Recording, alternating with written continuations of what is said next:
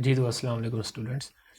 आज मैं डिस्कस करने लगा हूँ आपके साथ 2023 का बोर्ड का पेपर जो मैथ सेकेंड ईयर में फ़र्स्ट टाइम आया था। इसके एमसीक्यूज़ हम देखते हैं। फर्स्ट एमसीक्यूज़ हमसे ये पूछा जा रहा है, dash mathematician invented a symbolic way to write y is a function of x as y is equal to f of x। तो वो कौन सा मैथमेटिशियन था कि जिसने हमें ये नोटेशन बताई थी फंक्शन को लिखने का, ये तरीकाकार बता रहा था, यानी मैथमेटिकल जो वे है वो बता रहा था y is equal to f of x. तो उस मैथमेटिशियन का जो नाम था वो हमने बताना है, आइलर, न्यूटन, लेबनीज और कॉची। तो इनमें से जो हमारा राइट ऑप्शन है वो आइलर है। आइलर वो मैथमेटिशियन था जिसने ये फंक्शन को लिखने का मेथड बताया था। सेकंड एमसीक्यूज है, f of x equal to, ये इक्वेशन दे फंक्शन दे रखी है, फंक्शन दिया हुआ है हमें, देन एफ ऑफ जीरो, हमने बताना है जीरो पे इसकी क्या वैल्यू होगी। अगर इस फंक्शन में आप जीरो पुट करते हो, एक्स की जगह पे जीरो, यहाँ भी एक्स की जगह जीरो यहाँ, और इधर भी एक्स है तो यहाँ पे भी जीरो, तो ये तीनों तो जीरो हो जाएंगे, ये भी जीरो, ये भी जीरो, ये भी जीरो। ठीक है, ये जीरो हो जाएगा। जब ये जीरो होगा तो बाकी बचेगा क्या आपका, माइनस का वन। तो आंसर जो होगा वो इसका राइट ऑप्शन -1 होगा। नेक्स्ट देखते हैं जी। नेक्स्ट हमारे पास है, नेक्स्ट हमें दिया हुआ है कि Lagrange use notation for derivative. जो मैथमेटिशियन था लैग्रेंज, हर बंदे ने अपनी नोटेशन बताई थी। लैग्रेंज ने डेरिवेटिव को डिनोट करने के लिए किस तरह की नोटेशन हमें दी थी। तो लैग्रेंज की जो नोटेशन थी इस तरह की थी, ये लैग्रेंज की नोटेशन थी, इस तरह लैग्रेंज ने नोटेशन दी थी। ठीक है, उसके बाद ये न्यूटन की है, ये लेबनीज की है और ये काची की है। थर्ड एमसीक्यूज हमारे पास, फोर्थ एमसीक्यूज है, डेरिवेटिव और टेन अंडर रूट एक्स। इसका हमने डेरिवेटिव बताना है, टेन का डेरिवेटिव बताना है आपने। तो क्या करेंगे आप, टेन का डेरिवेटिव क्या होता है, सेकंड स्क्वायर एक्स। एक बार टेन का जब डेरिवेटिव लोगे तो वो आ जाएगा second square under root x, और फिर बेस का अगेन डेरिवेटिव लेते हैं। अंडर रूट एक्स का डेरिवेटिव क्या होगा, पावर इसकी 1/2 है, तो 1/2 शुरू में आ जाएगी, नीचे 1/2, और पावर में एक कम, एक्स की पावर -1/2, वो -1/2 नीचे आके पॉजिटिव हो जाएगा। तो ये इसका राइट ऑप्शन होगा, टेन का second square under root x, again base का डेरिवेटिव लोगे तो जो आंसर आएगा वो सीकेंड स्केयर ये आ जाएगा। ठीक है, उसके बाद है हमारे पास फिफ्थ एमसीक्यूज, डेरिवेटिव लेना है जी पाई रेज टू पावर ई। यानी फंक्शन हमें जो दे रखा है वो आपने देखना है किस तरह के, क्या ये अलजेब्रिक फंक्शन है, नहीं अलजेब्रिक नहीं है, ये आपका एक कांस्टेंट फंक्शन है। कांस्टेंट फंक्शन है क्योंकि नीचे भी पाई है बेस में और पावर में भी ई एक कांस्टेंट है, तो दोनों ही कांस्टेंट है। तो कांस्टेंट का हमेशा डेरिवेटिव जो होता है वो इक्वल टू जीरो के होते हैं, तो ये इसका राइट ऑप्शन होगा zero. Next, function f of x is equal to x square minus x minus two has local minima at x equal to. हमने बताना है किस पॉइंट पे ये लोकल मिनिमा होगा। तो उसके लिए क्या करते हैं, फर्स्ट डेरिवेटिव और सेकंड डेरिवेटिव टेस्ट होते हैं।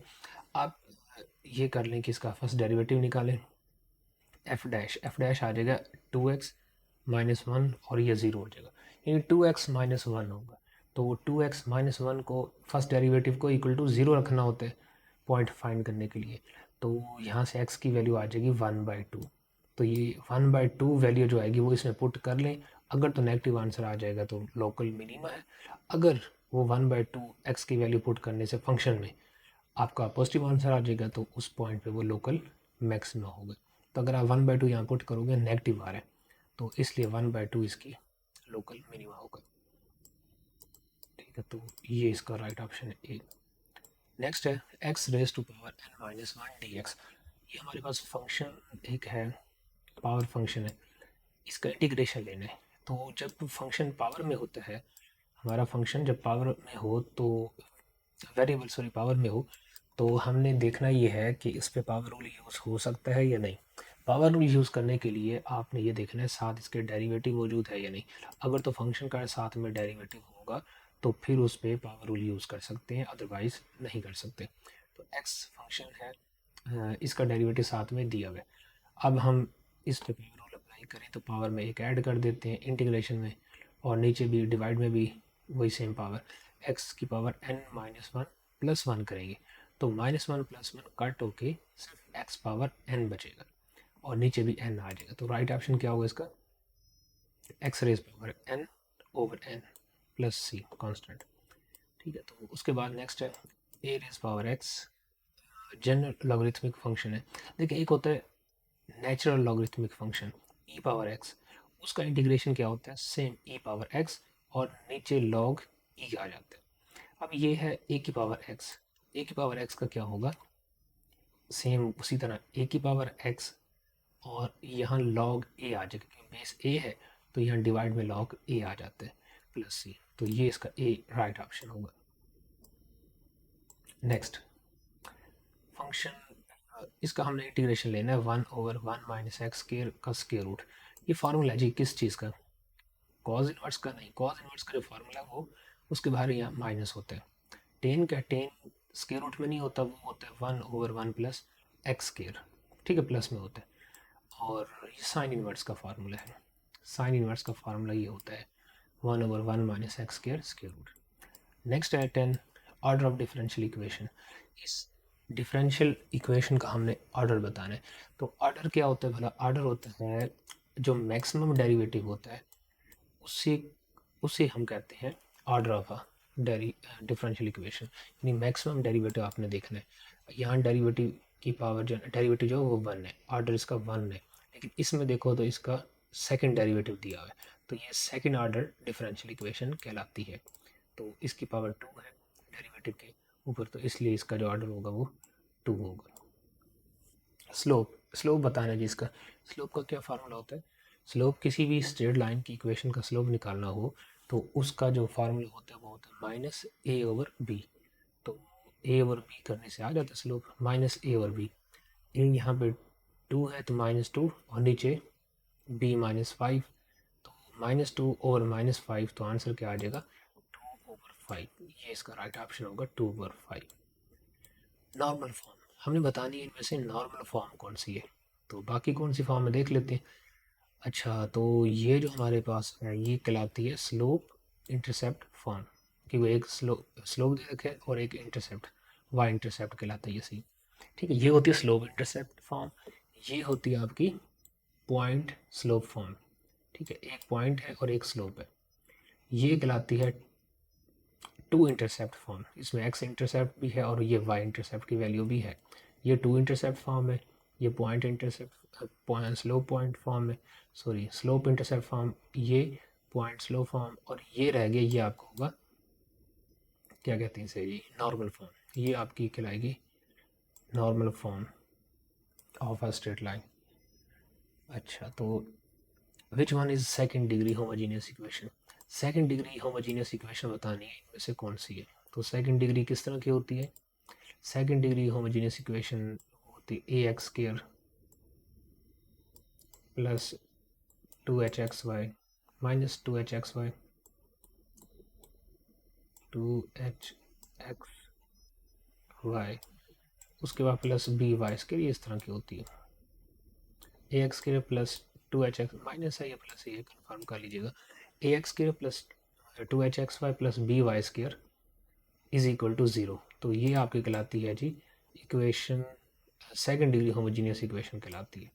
ठीक है, तो अब हमने देखना जी यहाँ कौन सी है इस तरह की, तो ये आपकी फर्स्ट वाली ही कहलाती है, होगी आपकी सेकंड डिग्री होमोजीनियस इक्वेशन। तो ये प्लस है, ठीक है, ax square plus 2hxy plus by square equal to 0, तो ये है सेकंड डिग्री होमोजीनियस इक्वेशन।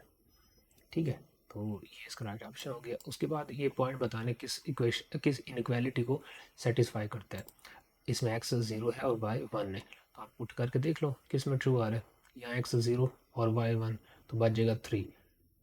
क्या 3 लेस देन 1 है, नो। यहाँ x 0 और y 1, तो -1 is less or equal to -1 आ जाएगा। अच्छा, इनमें करो अगर x 0 और y 1, 1 लेस देन नहीं, 1 लेस देन तो नहीं होता, यहाँ x 0 और y 1 करो, x 0 y की जगह 1, 1 ग्रेटर देन 3 होता है क्या, नहीं नहीं होता, तो फिर इसका राइट ऑप्शन जो होगा वो ये होगा। यहाँ आ जाएगा आपका -1, -1 less less than or equal to 1, तो ये ट्रू होगा। पैरामीट्रिक इक्वेशन बतानी है। जी पैरामीट्रिक क्या होती है, एक्स की जगह क्या लिखते हैं, ये है सर्कल की इक्वेशन। इसको यूँ लिख सकते हैं x square plus y square is equal to 2 square, यानी आर की जगह यहाँ पे 4 दिया हुआ है ना, तो आर रेडियस निकालने के लिए आर का स्केयर यहाँ होता है, तो हम लिख सकते हैं इसे 2 स्केयर, तो आर आ गया 2। अब पैरामीट्रिक इक्वेशन में क्या करते हैं, x equal to r cos theta and y is equal to r sine theta, तो आर लिखेंगे 2 कॉस थीटा और y is equal to 2 sine theta, ये इसका राइट ऑप्शन बनेगा। ठीक है, 2 क्यों लिखा है, क्योंकि फार्मूला यही है ना, पैरामीट्रिक इक्वेशन में आर कॉस थीटा और आर साइन थीटा होता है, तो आर यहाँ पे 2 है तो 2 की वैल्यू पुट की। नेक्स्ट है जी रेडियस ऑफ दिस इक्वेशन, इस इक्वेशन का हमने बताना है radius, x square y square plus 2। अच्छा रेडियस का क्या फार्मूला है, रेडियस का फार्मूला होता है जी g square plus f square minus c ऊपर स्केयर रूट, तो ये होता है r is equal to g square f square minus c, तो ये फार्मूला यूज़ कर लें, आंसर आ जाएगा।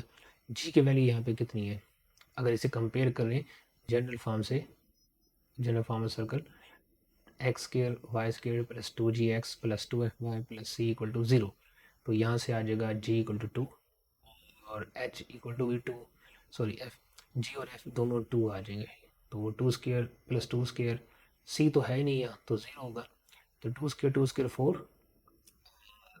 एक सेकेंड, हाँ ये आपका आ जाएगा 2gx 2fy,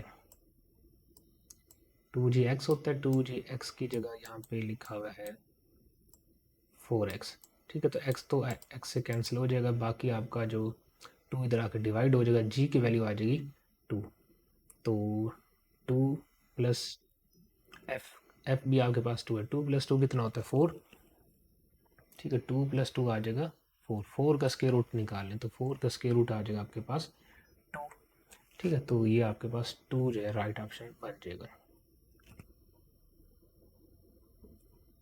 ये आपका राइट ऑप्शन हो जाएगा। अच्छा जी, उसके बाद नेक्स्ट है, इसे मैं रेज कर दूँ,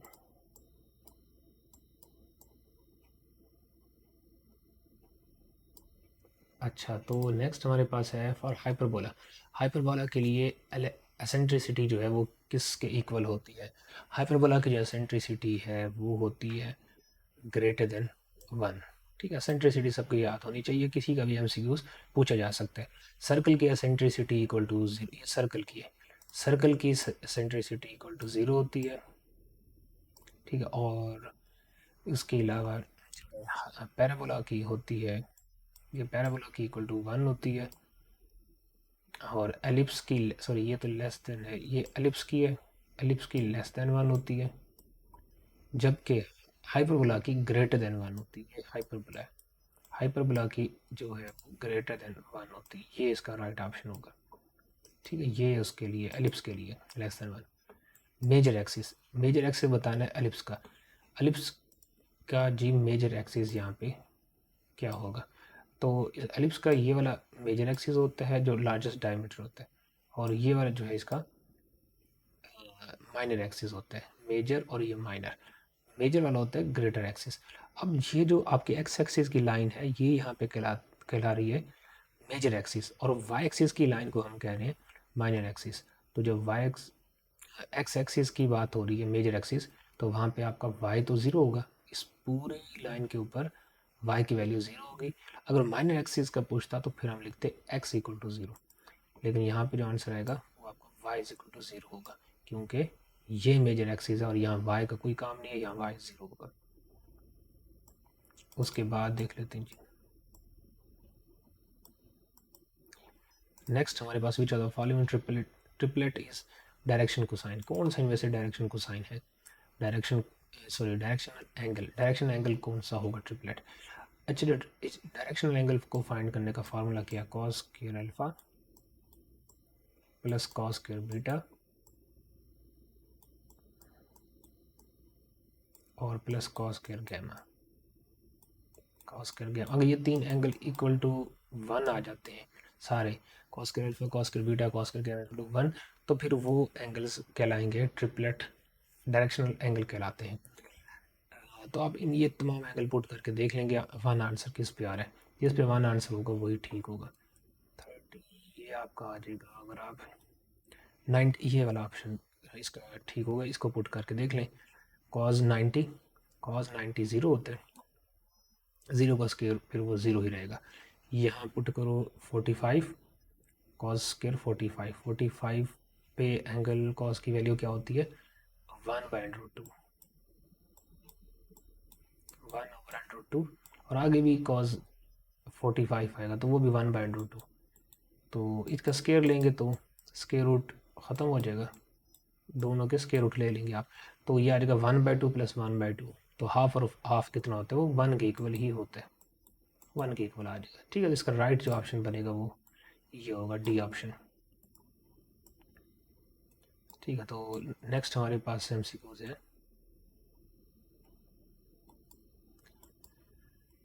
7 चैप्टर एमसीक्यूज 3 जे क्रॉस के। अच्छा जी, ये साइक्लिक ऑर्डर में अगर हम देखें आई जे और के, अगर इस तरह साइक्लिक ऑर्डर में चले सर्कल की तरह, तो फिर आई क्रॉस जे है, आई क्रॉस जे इक्वल टू होता है के, और इसी तरह जे क्रॉस जो के है वो इक्वल होता है आई के। तो यहाँ हमारा जे क्रॉस के जो आई के इक्वल हो जाएगा, ये आई हो गया, ये दोनों मिलके आई बन गए, और साथ में भी क्या है आई, तो आई डॉट आई क्या होता है वो डॉट में इक्वल टू 1 होते हैं। तो सिर्फ 3 बच जाएगा, बस सिर्फ 3 बच जाएगा, बाकी जो है आपके पास वो ये आंसर आ जाएगा। ठीक है, ये j cross k equal to i dot i equal to 1, बाकी रह जाएगा सिर्फ 3, तो ये आपका राइट ऑप्शन कहलाएगा। ठीक है, तो उम्मीद करता हूँ आपको इनकी समझ आई होगी एमसीक्यूज़ की। अगर किसी किस्म का कोई डाउट हो आप मुझसे पूछ सकते हैं, मैं दोबारा इसको क्लियर कर दूँगा। थैंक यू, अल्लाह हाफिज़।